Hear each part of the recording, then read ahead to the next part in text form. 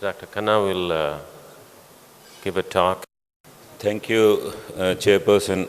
In the next 15 minutes, I'm going to speak about the role of carotid stenting, and especially on the update on techniques and devices with some case examples. Now, as we know, carotid stenting is being performed by more and more cardiologists, and once we are doing this, we need to know there is a difference in physiology and pathophysiology between doing carotid stenting for carotid artery stenosis and doing coronary angioplasty for coronary stenosis. The carotid plaque rupture is the most common cause for symptomatic embolization rather than thrombosis. And in carotids, we don't treat this carotid stenosis to prevent ischemia of the brain because of low flow, but we are treating this to prevent an embolization and causing a stroke, unlike in coronary arteries where we dilate the coronary arteries to increase the flow. The other thing is that extracranial carotid occlusion is the source of stroke in more than 20% of the cases, and this is a very treatable cause and with a very low morbidity and mortality. And symptomatic patients have higher event rate as compared to asymptomatic patients, although asymptomatic patients are 4 times more common than the symptomatic patients. Now, in terms of carotid artery stenosis, there have been various treatments, which could be medical treatment, endarterectomy, or balloon angioplasty or carotid stenting. And it has been clearly shown that surgical endarterectomy is much better than the carotid and then the medical therapy alone, and this has been shown in many trials. So carotid artery and endarterectomy is a very good technique. We only have to see whether we can do carotid stenting with a lower morbidity and mortality and acceptable risk in these patients, and only then this sort of therapy can be in common use. The acceptable risk for carotid intervention based on the NASCET and ACAS trial is in an asymptomatic patient, if we should have our risk less than 3%. In symptomatic patients with TIA, the risk should be less than 6%, and in symptomatic patients with stroke, the risk should be less than 7%. And if we can achieve this in our day-to-day practice, then carotid stenting is going to stay and is going to be the treatment of choice. Now, stenting and angioplasty actually started in 1984. The original workers were Dr. Jack Theron, Dr. Rubin, and Dr. Michel Henry, and they all did a large number of cases, and in their series, the overall risk of embolic stroke was less than 2%. There have been many trials comparing carotid stenting with endarterectomy, and we can divide these trials into the pre-CREST trials and the CREST trial, which is the latest and the best one. In symptomatic patients, we had the 5 major trials were the CAVITAS, Wallstent trial, SAPPHIRE trial, SPACE trial, and EV3S trial. Except for EV3S trial, all the trials proved that carotid stenting is as good as carotid endarterectomy, and in many cases there is a trend that it is better and safer. The EVA3S trial actually was not a very well conducted trial, and this was the only trial which showed the superiority of surgery over carotid stenting, but it's a very debatable trial, and most of the people don't accept this for various reasons.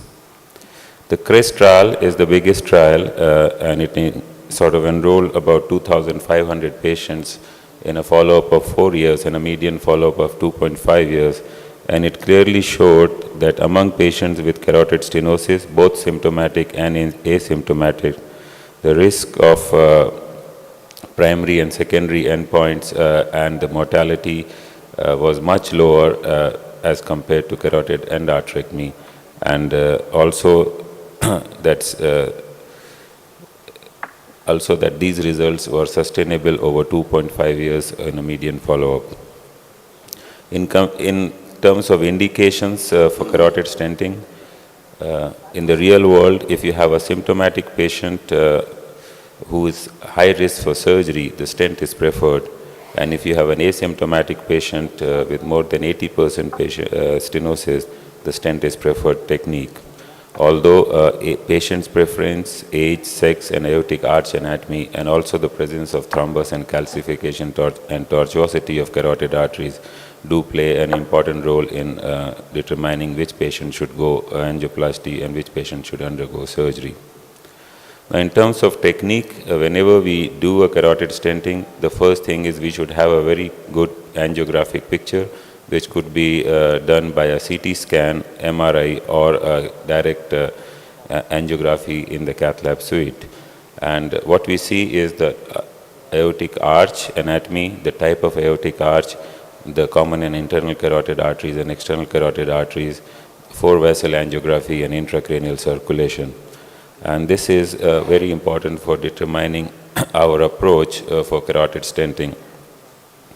The basic tools which we need is an angiographic tool, guide wires, which usually should be an hydrophilic guide wire, sheaths or guiding catheters to get an access to the common carotid artery, embolic protection devices, and stents, which I'm going to talk about, the choice of stents, and many a times we use closure devices to seal the access site.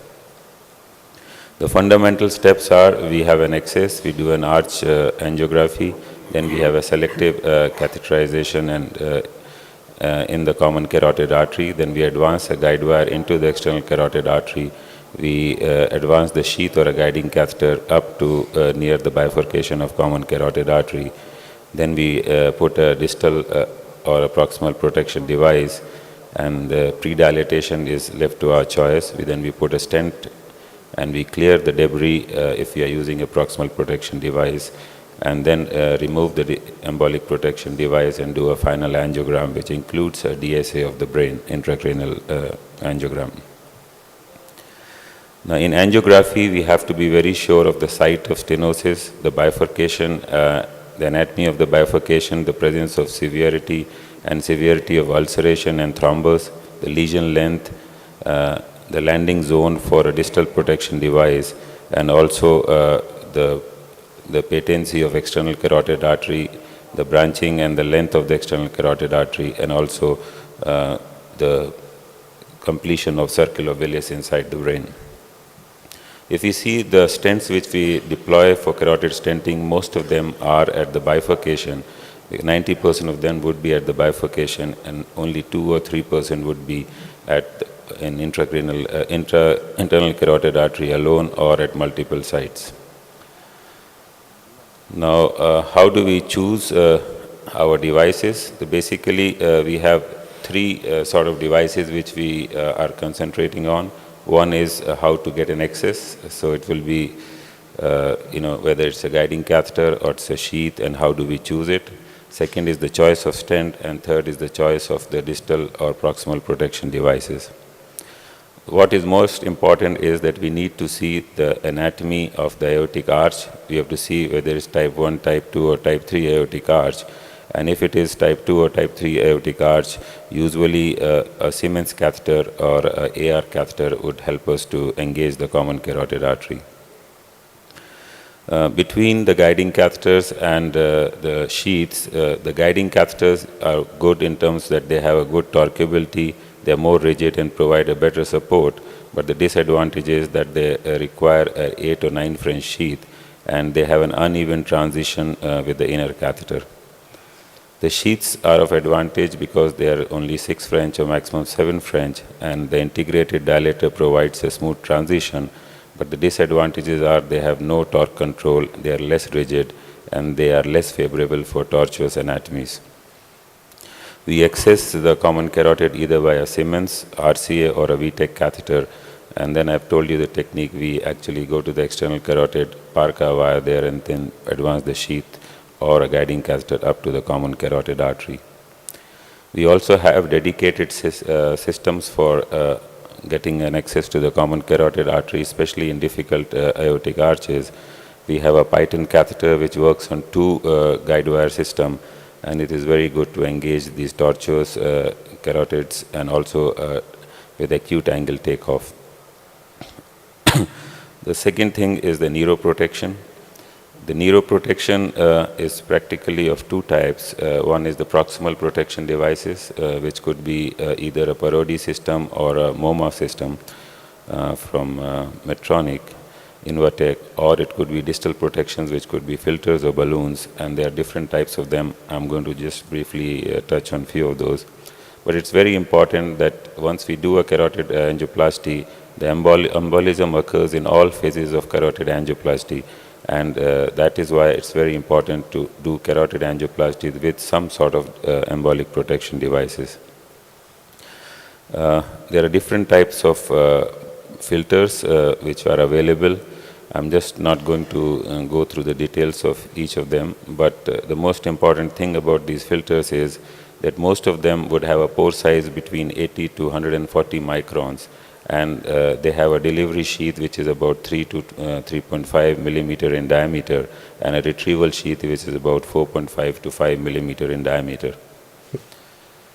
The MoMA device actually works on a flow reversal. It occludes the common external carotid artery and the common carotid artery and redirects the blood from the internal intracranial circulation into the common carotid artery, and this prevents embolization almost completely. And the important thing here is that we should have a good length of external carotid artery and a good diameter of external carotid artery, and also that the intracranial circulation has to be good. There is a small trial which was published in the American Journal of Cardiology which compared the distal protection devices with proximal protection devices, and it showed that the proximal protection device actually led to much lower incidence of strokes. The third hardware which we choose is the stent. There are three different types of the basic concepts of stent design. One is an open cell design, the other one is a closed cell design, and the third is a hybrid design which has closed cell in between, which covers the lesion and the open cells at the end. The advantages of open cell design is that it provides a lot of flexibility. The closed cell design actually provides a lot of embolic protection, and hybrid or a combined stent actually provides the advantages of both. It has open cell design on the either ends and closed cell design at the site where it is required, which is near the bifurcation and the proximal part of the internal carotid artery. Now these stents could be either like a single cylinder, or they could be tapered, and there are stents which combine both the hybrid stent design as well as they are tapered, and this comes from Medtronic by the name of Cristello Ideal Stent. Also, what is more important is it is better to take a tubular stent rather than a braided stent, because it elongates the artery, and the elongated artery actually leads to a lot of kinking at the edges. So in the selection of the carotid stent should depend on tapering versus non-tapering of the vessel, mismatch of the sizes, and we generally have to oversize the stent by 1 or 2 millimeter. The stent length is also important. It should cover from shoulder to shoulder. At least 1 centimeter on either side of normal segment should be covered by the stent. So in general, this is how we choose the hardwares for the internal carotid artery stenting, and this depends on our experience, which device we are comfortable with, and this also depends on the products which we have in the cath lab. Whatever we are familiar with, we should use that to actually increase and improve our results. Now, in my cath lab, I try to use more and more of proximal protection devices.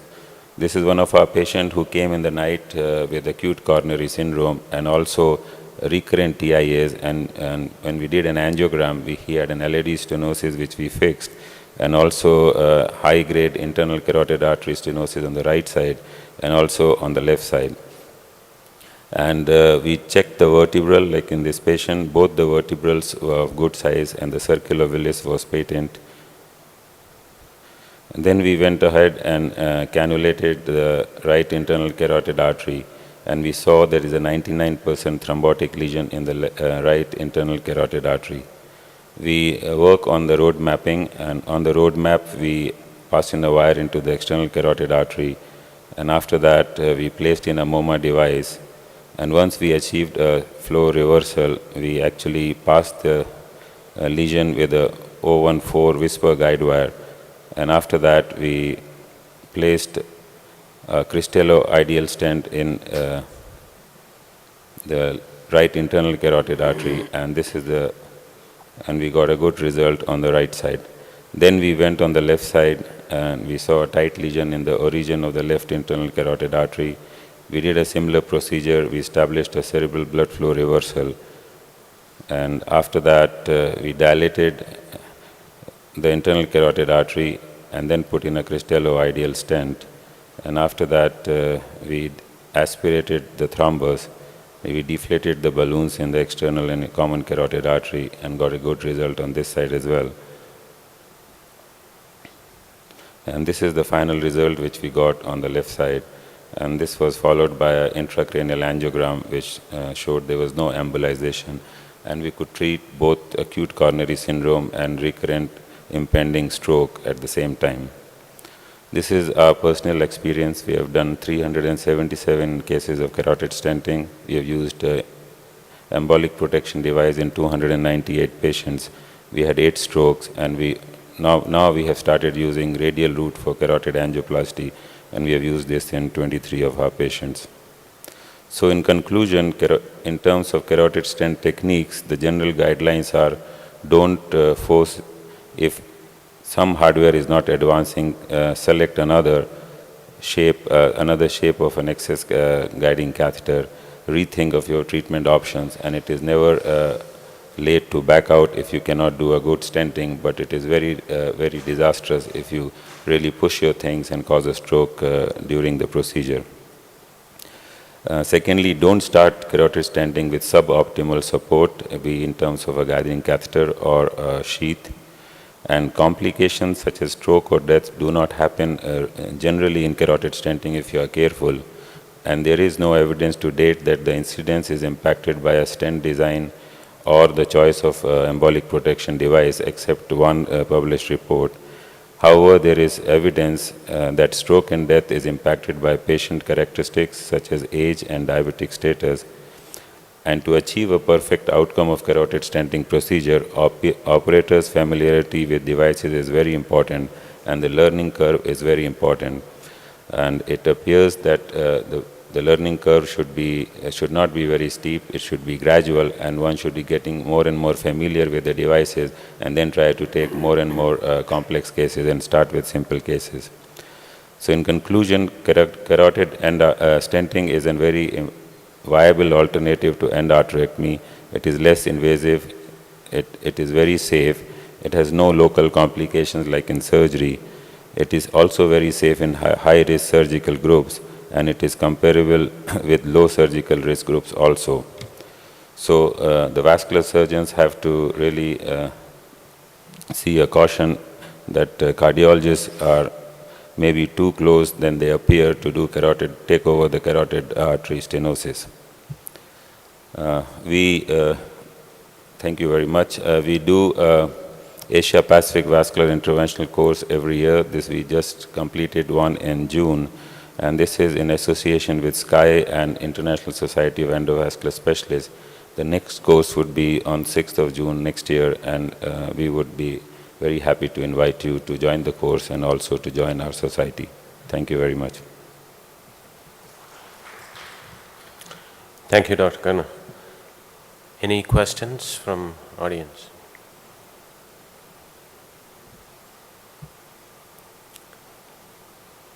If not, I have just two questions for you. Do you consider diabetes in deciding endovascular versus surgical approach for carotid revascularization? Not really. I mean, what is more important for me to decide between the surgical and endovascular approach is the experience of the surgeon as well as the interventionalist who is doing it. That's number one. And also the complexity of the lesion, whether it's very tortuous, atheromatous, calcified, then it's better treated by surgery rather than an endovascular means. Right. Typically, because they are large vessels, diabetes is not a player in decision making, I was thinking. The other aspect, any experience with covered stents? Yes, I have done about 12 cases with covered stent, but none for an indication like this. About except one, all of them were done because they had an associated carotid aneurysm. So I used covered stent there, and one case we did a covered stent because the carotid had a lot of thrombus. Right. In all of them, I did not find any incidence of stent thrombosis, although we did not know the exact strategy what we should follow in terms for anticoagulation and antiplatelet regimen, but we put them on dual antiplatelets for about 2 years, and all of them are doing well. Thank you. So it's We'll proceed with the case presentation. okay. And So the second part of this session is carotid stenting case examples, or how do we do it in special subsets. I'm going to speak on carotid stenting in patients who have severe peripheral vascular disease, and in the next 5 minutes I'm going to give you some of my thoughts. Now, atherosclerosis or inflammation are generalized processes and involve both coronary and peripheral and vessels, and as well 40% of the patients who have carotid artery stenosis have associated stenosis in peripheral arteries, and many of the times this could be the excess arteries, or they could be actually the route from where we go and access the carotid arteries. So it becomes very important to deal with these patients. Generally, more than one vessel, the main characteristics of these sort of patients are generally more than one vessels are involved when we see a patient of peripheral vascular disease with carotid artery stenosis, and this calls for a combined interventional strategy for their treatment. It avoids repeated hospitalization and multiple procedure and leads to better quality of life. The issues are the access could be difficult because the subclavian could be diseased, or the femoral could be diseased, or the aorta could be diseased. So we need to treat them first before handling the carotid arteries. Secondly, in patients with severe peripheral vascular disease, the aortic arch is usually hostile. That means it's quite atheromatous, and many a times we have to be very, very careful, because if you're not careful, the risk of stroke actually increases dramatically. The incidence of type 2 and type 3 aortic arch is much more in patients who have severe peripheral vascular disease, and also these patients have poor renal functions or poor renal reserve, and there is a statistically higher probability of cerebral embolization in these patients. Many a times we actually use, we bypass if the femoral aorta is quite diseased. What we do is we bypass this route and go through the radial route, and many a times we use the sheath or dedicated guiding catheters to access the carotid arteries to prevent embolization and safely deliver the stent. I'm just going to give you a small case example. This is a 56-year-old hypertensive male who was a chronic smoker, presented with recurrent TIAs, angina pectoris, dizziness, and intermittent claudication. And physical examination revealed absent radial pulsation, feeble femoral pulsations, and there was no very, very feeble carotid pulsations. When we did an angiogram, we found that the patient had 90% mid-LAD stenosis, had a very severe aortoiliac disease on both sides, had a bilateral renal artery stenosis, and in fact it was a restenosis. He had a stent earlier, and also had a tight left subclavian artery stenosis. So this patient, what we did, and also this patient had a vertebral stenosis, and the internal carotid artery stenosis on the left side. So what we did is we first fixed the coronary arteries, then we put 2 kissing stents in the aortoiliac region, and then we dilated the renal arteries and put in stents. So we did a renal angioplasty followed by a ostial subclavian angioplasty.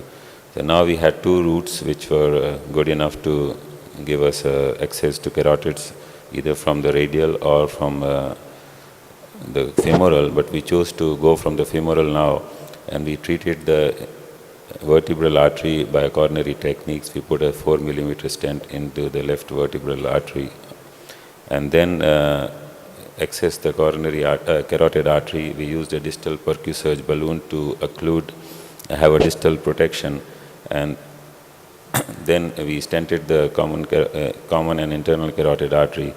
This is the final result which we got, and this is a completion angiogram. We have done,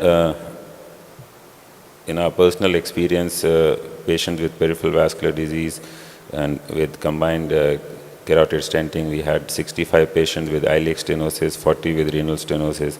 We did 46 coronary angioplasties at the same time with carotid stenting. We had 17 patients with aortic stenosis and or aneurysm, 26 patients with subclavian stenosis or occlusion, and 24 patients with severe femoral disease. Now, the tips to do this procedure is to first fix the excess site, and in case of a severe disease in the aorta and femoral arteries, we use the radial artery route. We should have a minimal manipulation in the aortic arch, and we should use dedicated excess hardware if we are dealing with hostile aortic arch or dealing with type 2 or type 3 aortic arch. And in patients who have borderline renal functions, we should actually hydrate these patients well, use non-ionic contrast, and use the minimal amount of contrast to actually prevent deterioration in renal functions after the procedure. And also, if these patients have renal artery stenosis, we should actually fix them first and then do the carotid stenting. And if the aorta or the iliacs are very tortuous, we can use long sheaths to actually prevent kinking of our catheters and to have better torqueability and maneuverability of our catheters.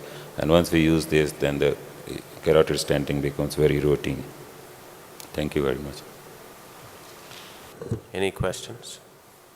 Dr. Khanna, that multiple vessels which you angioplasties, your access from the femoral artery was also not there. So you obviously opened that first before when you went to the, and then you dealt with the stent later on. You first did the coronary? First, we did the coronary, renal, aortoiliac and the subclavian. The second sitting we dealt with the carotid, but in the same hospitalization. How much time the first procedure took? Not much actually, because it's very simple. Except for coronaries, we do all our procedures under road mapping, and then it's pretty simple. Doesn't take more than, the whole thing took about an hour. Sure. Do you routinely intervene vertebrals? Not routinely, only if it is symptomatic and the opposite vertebral is not dominant, only then we go ahead and treat the vertebrals, but not routinely. Just a comment, for multivessel endovascular approach with renal insufficiency, especially with patients who have renal artery stenosis, and more important coronary or carotid work you need to do, one of the things I have used is phenyldipam intravenously. Start 6 to 8 hours prior to the procedure and continue through the procedure. They maintain renal function very well. In fact, the creatinines improve after the procedure on phenyldipam. It's a very useful IV peri-procedural thing to have. I'm not sure if phenyldipam is available routinely here, but How does it work? it's a dopamine agonist that works on the afferent efferent renal arteriolar system at the tubular level. So it maintains the renal perfusion better than… Yeah. What is it called as? Phenyldipam. Phenyldipam. Yeah. It's actually more effective than fixing the renal artery for acute management.